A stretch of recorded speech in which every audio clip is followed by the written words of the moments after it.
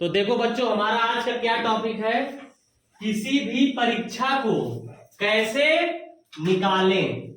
किसी भी परीक्षा को कैसे निकालें, तो उसके लिए 6 चरण, 6 बिंदु जो है महत्वपूर्ण है, अति महत्वपूर्ण है। और वो क्या क्या है? जैसे कोई परीक्षा देने जा रहे हो, जैसे अभी आप लोग नवोदय की परीक्षा मान लो दे रहे हो, ठीक।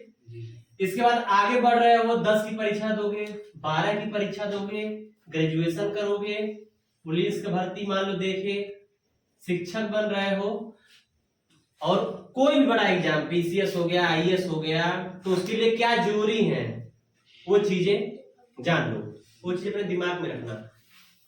सकारात्मक रहें। सकारात्मक का अर्थ समझते हो? हमेशा पॉजिटिव रहना चाहिए। ये ना कि अगर तुम्हारे परीक्षा आ गई है सामने तो रोते रहो, हमेशा सबसे कहो कि अरे हमारी परीक्षा आ गई है, हम क्या करें, बहुत परेशान हैं। ये कहने से काम नहीं चलेगा। सकारात्मक रहना होगा। परीक्षा आ गई है, कोई बात नहीं, पढ़ेंगे, निकालेंगे, सबसे यही बोलना है ना।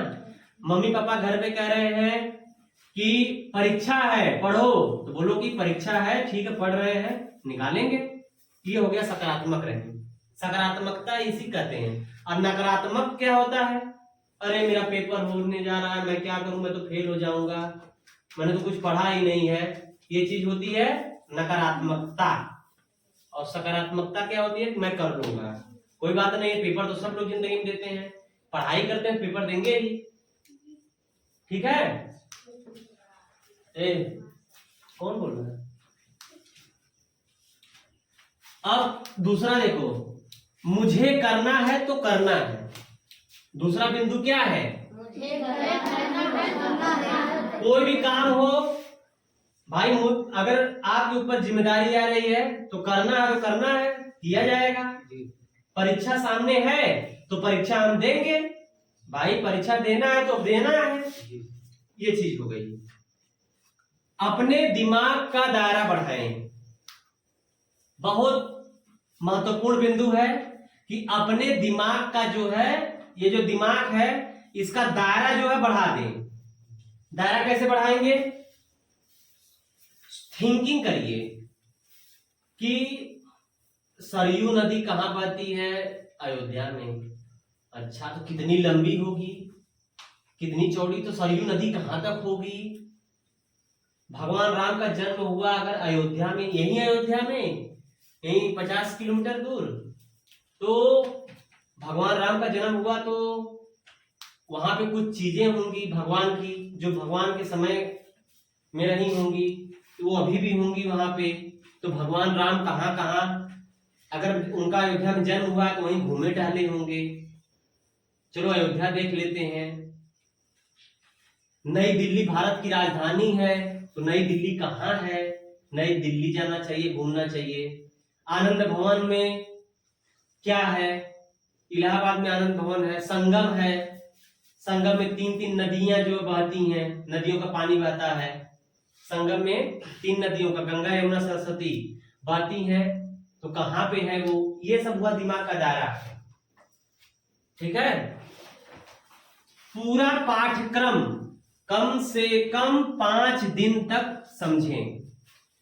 10 का पेपर देने जा रहे हो मान लो, तो जो पेपर में आएगा वो चीज समझना है कि पेपर में आता क्या है।